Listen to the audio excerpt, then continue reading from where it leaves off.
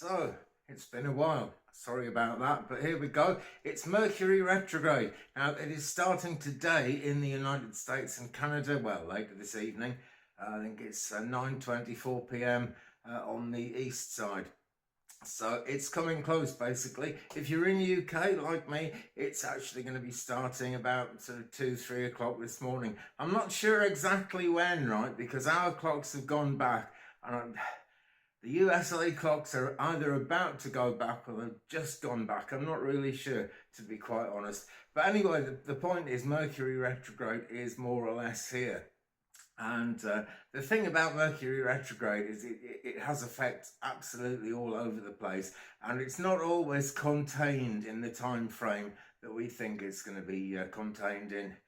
The whole point of Mercury retrograde, or really, what it actually does, whether it's meant to do it or not, what it actually does is raises little blind spots in our awareness, actually makes us more aware of those things and gives us opportunities to change. If you've been watching this channel for a few years, you may remember my story about maybe 10 years ago now, actually. About a week before Mercury retrograde started, my car suddenly developed a pretty much fatal problem. All it was the clutch cable snapped. It's a manual car with manual gears, and the clutch cable snapped, so I couldn't change gear. And I sort of limped it home in first gear very, very slowly. And when I got it into my actual parking space, I just cut the engine out and put the handbrake on really quick. And so it sat there. And that was about a week before Mercury retrograde actually started. But it's just the sort of thing that Mercury retrograde brings into being. Anything to do with communication, basically. So whether that's travel, transport, talking to people, electronics, maybe your phone goes weird, maybe your computer dies, that kind of thing, And that is the medium that Mercury retrograde teaches us through. And there's pretty much no escaping it.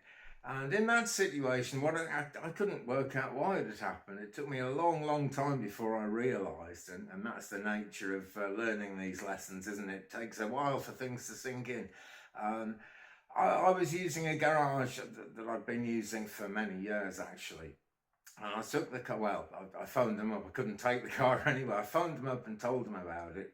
And the guy came out and had a look, and he said, "Oh, that I'm not going to be able to do that. It's just a cable that had snapped, that's all." But he said it would have been difficult for him to lie down in underneath where the pedals are and make all the connections and change things, and he just didn't really want to do it.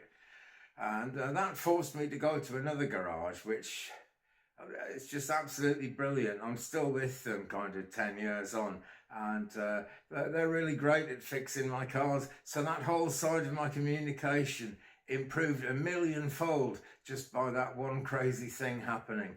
It was actually the end of that car, but I got a new car through this new garage, and everything kind of improved a lot after that. And so that's the nature of these lessons. They're not always anything like obvious, but over time, slowly, one Mercury retrograde after another, we learn these things about communication. And communication is the single biggest thing in any of our lives that's really going to make a difference, You can imagine if someone's just incommunicative and doesn't have any friends, their life is just going to be a lot less rewarding than if they actually had friends. We all need friends, right? And so, I would say it's the single biggest lesson that any of us can actually learn in this life. We're sent into this world for the soul to learn, for the soul to develop, and this is the biggest way it happens, really. I think every big lesson I've ever learned in life has had something to do with either with communication directly between people, or maybe even between things, or it's been something to do with what I communicate to the world, and I've learned something about that.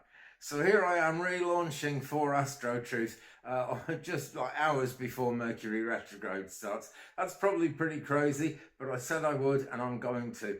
And I don't fear it, because if something goes wrong and I suddenly learn a big lesson, I'll have learned that big lesson, and it's so worth doing, it's so worth going through, and it's so worth experiencing these things. There is absolutely no point in trying to dodge the lessons of Mercury retrograde, because if you get away with it this time, there'll be another Mercury retrograde in a few months. Excuse me, and you'll get that lesson again and again until you've learned it. So you might as well learn it. And once you take that attitude, the fear goes, and it's a lot more productive, basically. It's always a good thing, really, to learn these lessons, as hard as they might be. So, excuse me. So this Mercury retrograde, this is the third Mercury retrograde of 2024, and it's the last one. It ends on December 15th, so the next one won't be until 2025. Sometimes there's 4 Mercury retrogrades in a year, and that kind of makes the year a lot more interesting, shall we say. That's a positive way of looking at it. But it's the third Mercury retrograde of 24, and the pre-shadow actually started on November the 7th, and the pre-shadow is when Mercury starts slowing down on its journey across the skies, because in retrograde it reaches retrograde station, which is what's about to happen in the next 24 hours or so, and it starts moving backwards. This is as we view it from Earth. It's actually going in a bit of a zigzag through the universe, but as we view it from Earth, it starts moving backwards. And why does this affect us? Nobody really knows. It's just a fact of life. See, astrology, people think, oh, it's this pie in the sky thing, astrology. But really, it's based on statistics. Since I think about 5,000 years ago in ancient Babylon, people started taking note of it. And particularly farmers took note of it because it would affect the amount of food they could grow. And they just noticed that this was happening whenever Mercury appears to be going backwards through the sky. So, you know, it's not a crazy belief system thing. It's something that actually has been statistically observed over hundreds of years, over thousands of years, and it's still going on. So it's definitely some way the universe has, some way the Great Spirit has of having an effect on our lives, on our souls, and curing the soul, as it were, so that in our next incarnation we can kind of go on to better things. And in this incarnation, we can get ourselves into a better position to have a better life, frankly, and get on with people better. So that started anyway. It started slowing down on November the 7th. And it's pretty slow now. It's almost stopped. It will stop in the next 24 hours and start to move backwards. Okay, so this retrograde is happening in Sagittarius, and I'm a Sagittarius, so I'm kind of, once I'm looking forward to it in a cheerful sort of way, but I'm expecting something to happen. But there we go, 22 degrees and 40 minutes of Sagittarius. That's where Mercury is in the constellation of Sagittarius when it starts to move backwards. And I say Mercury isn't a he or a she. Mercury is the transgender planet, if you will, because it is neither a he or a she. Most of the planets have a gender assigned to them, but Mercury most certainly doesn't. Okay, and that's going to be 2:42 a.m. Universal Time. Okay, and so really November the 20th. November the 26th, which is tomorrow, 2:42 a.m. Universal Time. I said I didn't know the times, and I just looked down at my tablet here, and it's telling me what the times are, so there we go. And then November the 25th, 9:42 p.m., that's tonight, Eastern Standard Time, 6:42 p.m. Pacific Standard Time. So it's about to happen. And this is going to go on until the direct station occurs, and that is going to be in 6 degrees Sagittarius, 24 minutes, because it's moving backwards, so the degrees go down and not up. 6 degrees 24 on December the 15th, that's going to be 8:56 p.m. Universal Time, 3:56 p.m. Eastern Standard Time, and 12:56 p.m. just before 1 a.m. Pacific Standard. What are we saying?